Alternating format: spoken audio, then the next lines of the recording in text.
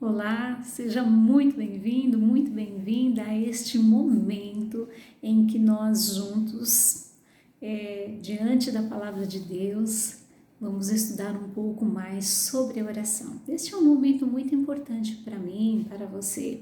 A Palavra de Deus vai nos dando muitas dicas, muitas formas de compreender a vida de oração. E hoje eu quero, junto com você, compartilhar o texto que está em Atos, capítulo 9. E neste capítulo nós vamos aprender um pouco mais, ainda mais, sobre a oração. E a oração quando envolve mais pessoas, Esse momento em que nós estamos orando e que do outro lado, tem outra pessoa também orando, o que pode acontecer, Queria te perguntar, você tem algum parceiro de oração? Alguém que você possa compartilhar alguma coisa, essa pessoa está pedindo para você, ou então uma pessoa, um conhecido que mesmo sem você saber, está ali orando, pedindo, apresentando diante de Deus algumas questões. Não sei se você passa por isso, eu espero que sim, mas esse texto hoje, ele vai nos ensinar um pouco mais sobre a oração. E eu quero então falar o que é que está acontecendo no capítulo 9. Então, Paulo, tão conhecido, aqui em Atos, capítulo 9, ele é chamado de Saulo. E ele está vivendo um momento na vida dele em que ele está perseguindo o povo de Deus, Ou seja, os discípulos de Jesus Cristo, os seguidores de Cristo, melhor dizendo, Então ele tem uma carta que dá a liberdade dele ir lá perseguir essas pessoas e matá-las, inclusive, como ele já tinha feito há algum tempo atrás. E ele está ali certo de que a sua atividade, de que aquilo que ele está fazendo está correto e está em nome de Deus. Olha quantas pessoas acreditam que podem matar em nome de Deus. Muito embora não seja muito coerente, Morte com o amor de Deus, fazer a vingança nas suas próprias mãos, isso não tá certo, hein? Não tá certo. A gente precisa ficar um pouco mais atento à palavra de Deus. E então, mas ele está seguindo esse propósito, ele acha que está tudo certo e ele está caminhando ali na estrada de Damasco. No verso 13 vai falar que na estrada de Damasco Saulo já estava perto da cidade quando de repente, houve uma grande luz ali e uma voz que dizia por que Saulo estava perseguindo, E ele disse que ele era Jesus a quem ele estava perseguindo. E ele cai ali, tem alguns ajudantes dele junto com ele, e ele, quando se levanta, ele não está enxergando mais nada. E aí, então, a instrução do próprio Cristo é que ele vá, nessa cidade e fique aguardando. E imagina como é que foi essa situação, eu imagino o medo dele, o receio, o que será que está acontecendo, agora eu estou cego, não estou vendo ninguém. E aí então ele vai para este lugar e lá ele não come nada durante 3 dias, ele não come nada, ele não bebe nada, e a palavra de Deus também está falando que ele está orando. Então, nesse momento eu gostaria de dar uma parada aqui e pensar no seguinte: nós temos propósito nas nossas vidas, às vezes a gente acredita que está certo, mas quando nós somos confrontados com a presença do Senhor, e no caso com a palavra de Deus, é o momento da gente então dar uma parada, como Paulo, ele na realidade pararam ele, foi o Senhor Jesus Cristo que para ali, e ele vai para essa cidade, e nessa cidade ele tem uma atitude que eu acredito que é muito importante para mim, para você. Ele fica 3 dias sem comer, sem beber, e ele está ali orando. Entendam, ele até então achava que tudo que ele estava fazendo estava correto, e ele fazia em nome de Deus. E neste momento ele é confrontado com as suas verdades, ele é confrontado com o seu desejo, ele também é confrontado com aquilo que ele compreende que seja certo, que seja correto, e então ele começa a orar.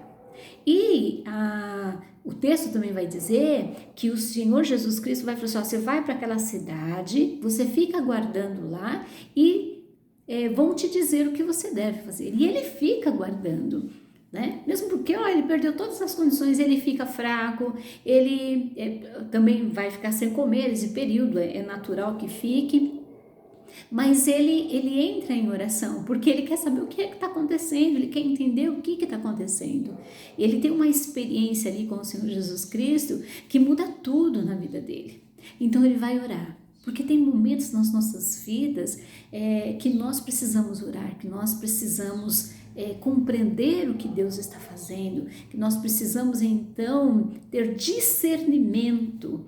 Ele orava nessa situação, são situações assim que a gente pode falar que são situações atípicas e nós vivemos assim. Nós vivemos isso sim na nossa jornada, na nossa caminhada de vida. Quantos momentos nós temos que dar uma parada e ali então colocar diante de Deus para que Ele possa nos mostrar, para que Ele possa nos conduzir, para que a gente possa compreender o que está acontecendo, para que a gente possa discernir e, sobretudo, ouvir a voz de Deus, né? Compreender o mover de Deus.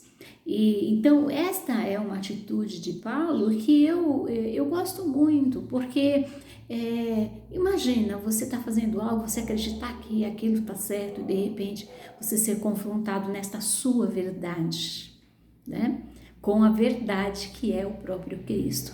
Então nesse momento é importante você parar um pouco, você dedicar um momento de oração e não importa quanto tempo você vai gastar isso, desde que você tenha ao final discernimento e compreensão de qual é a vontade de Deus. E foi isso que Paulo fez neste momento. E é interessante porque o texto também vai continuar falando de um homem chamado Ananias, que não conhecia Paulo pessoalmente, né, que estava ali em Damasco e que estava então apresentando a sua vida diante de Deus. Então ele estava levando a sua vida e de repente o Senhor fala com ele, ele tem uma visão, o Senhor fala com ele ali. E neste momento eu fico pensando o seguinte, o quanto a minha vida de oração dá abertura para que Deus fale comigo. E para que Deus fale das suas coisas, porque não fazia parte da vida de Ananias, mas Deus vai lá e fala com ele, olha, tem um homem na rua direita e você vai até lá e você vai orar sobre a vida dele. E aí, quando Ananias está conversando com Deus, nesse texto aqui, ele fala assim, mas Senhor, esse não é aquele que está perseguindo o povo, não é aquele que quer matar a gente. Poxa, tem tantas pessoas falando a respeito dele, isso está no verso 13, né? E ele conversa com Deus. Então, essa conversa com Deus, esse diálogo com Deus, inclusive, pode tirar nossas dúvidas. Então, não tenha medo de dizer para Deus o que você pensa, o que você sente. Converse com Deus e Ele vai te responder. E é maravilhoso que Ananias tem essa conversa com Deus, olha Senhor, o Senhor quer que eu vá lá, mas esse cara é perigoso, né? Porque ele não sabe nada a respeito de Saulo, a não ser o que estão dizendo a respeito dele. E então Deus vai falando, não, calma, fica tranquilo, só vai lá. E este momento de oração com Deus, quando Deus então vai mostrando o que Ele quer, Ananias obedece. Então, os nossos momentos de oração também vão nos levar a compreender qual é a vontade de Deus, né? Será que nos seus momentos de oração você tem uma abertura para Deus falar com você? Você tem esse tempo para que Deus possa falar das suas coisas para você, para que você possa participar da vontade de Deus, inclusive na vida de outras pessoas? Então, tem Saulo, né? Paulo que está orando de um lado e Ananias que está de outro, e o Senhor então faz convergir essas duas vidas à própria vontade de Deus, não só na vida de Saulo, de Paulo, e também na vida de Ananias, mas também de todo o povo que iria ouvir ali o Evangelho. Você compreende isso? Olha que maravilha, né? Então o Senhor faz O Senhor faz esta união e nós precisamos estar abertos. E Ananias estava aberto. E eu quero dizer, o que eu quero dizer com isso? É que quando eu e você nos colocamos à disposição de Deus, quando nós nos abrimos à oração, quando a gente deseja ouvir a voz de Deus, quando a gente quer compreender o que Deus quer falar para nós, então o Senhor fala conosco, fala com o outro, junta essas duas pessoas e mais pessoas para que as coisas do reino possam acontecer. E isso é maravilhoso. Você já compreendeu o quanto é grande isso, o quanto é maravilhoso nós termos a condição e a capacidade, através do nosso Deus, de mudar situações, mudar a vida de alguém, mudar a possibilidade de uma cidade, por exemplo.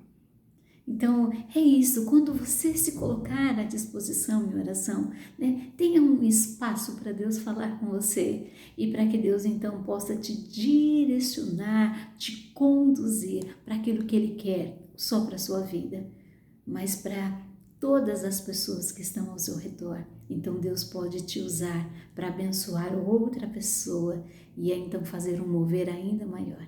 Esse é o poder de Deus. E se nós estivermos disponíveis na nossa vida de oração, nós vamos ouvir o Senhor.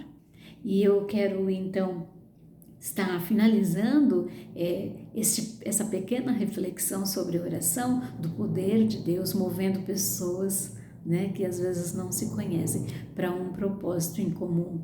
E é quando então ele chega, Ananias chega lá, e o Senhor fala para ele, pode ir lá. E ele confia em Deus. Né? Ele pode não confiar nele, mas ele confia em Deus e ele vai até lá. E quando ele chega lá, que ele vai orar sobre a vida de Paulo, no verso 17, então Ananias foi, entrou na casa, pôs as mãos sobre Saulo e disse, Saulo, meu irmão, o Senhor me mandou aqui, é o mesmo Jesus que te encontrou na estrada de Damasco. Ele me mandou para que você veja de novo e fique cheio do Espírito Santo. E olha a palavra de Ananias já para Saulo, né? Ele que estava com receio de Saulo, ele chama Saulo de meu irmão. Então o Senhor junta pessoas, o Senhor complementa famílias, o Senhor expõe a sua vontade e o Senhor então ele pode dar continuidade aos seus projetos, que pode te incluir nesta. E eu espero que sim, eu espero que você se permita ser incluído no plano de Deus para as nações. Que Deus então te faça e te encontre disponível para ser um parceiro de oração com alguém que você conhece ou que você não conhece, que o Senhor encontre brecha na sua vida de oração para que Ele possa manifestar a sua vontade e então ajudar outras pessoas e dar continuidade ao seu projeto e que você então encontre alegria nessa vida de oração. Que Deus te abençoe. Amém.